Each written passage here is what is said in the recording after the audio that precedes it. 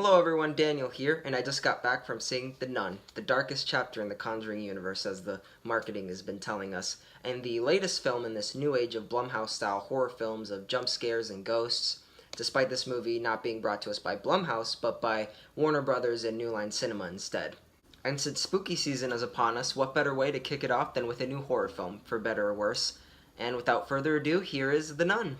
This is the mainstream directorial debut of Corin Hardy, and while he has directed some other smaller projects in the past, I won't be diving into those simply because I haven't seen them. So this movie centers around an old abbey in Romania that's been haunted for years, and this nun commits suicide by hanging herself in an attempt to keep the dark spirits and forces inside the abbey. Shortly after, our two protagonists enter the film in the form of Father Anthony Birch, played by Demian Bichir, who I love, and Sister Irene, played by Taissa Farmiga. And fun fact, this actress is actually the younger sister of Vera Farmiga, who plays the female lead in the Conjuring films and also Norma Bates in the Bates Motel series. As to whether they're related in the films, they never really clarify.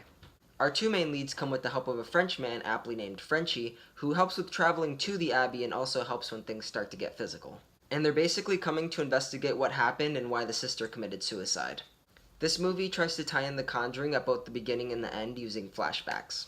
And I just want to mention that I'm not the most familiar when it comes to the Conjuring universe. I've seen the first movie, but not the second one, and I've seen Annabelle a long time ago, and I started watching the second movie, but I never finished it. And I like horror movies, but I'm not the biggest fan of them. A lot of my favorites are from the 80s and utilize practical effects like John Carpenter's The Thing, David Cronenberg's The Fly. In terms of the new stuff, I did really like Get Out, Trick or Treat, Don't Breathe, and most recently, Hereditary.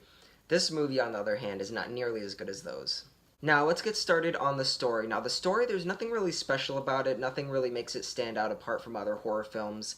And I think with the passage of time, this one will just get lost among all of the other new horror films. The movie sits at a 1 hour and 36-minute runtime, but it really doesn't feel that way because the movie just kind of slogs. The performances all around are okay, but our two main leads do the best job. The music doesn't really stand out either. It's just some generic horror movie filler music. There's some interesting choices made with the cinematography, like for example, the camera will rotate and zoom in a whole lot during intense moments, and there's some really nice shots of the castle where the movie takes place. And I don't know if it's CGI or not, but I really love that old Romanian architecture. I could easily see this movie being made into a haunted house. And I really like the costumes in this movie. They really help to capture a more medieval world within the 1950s. Actually, I didn't think this movie was very scary at all. A lot of the scares came from both jump scares and the supernatural elements.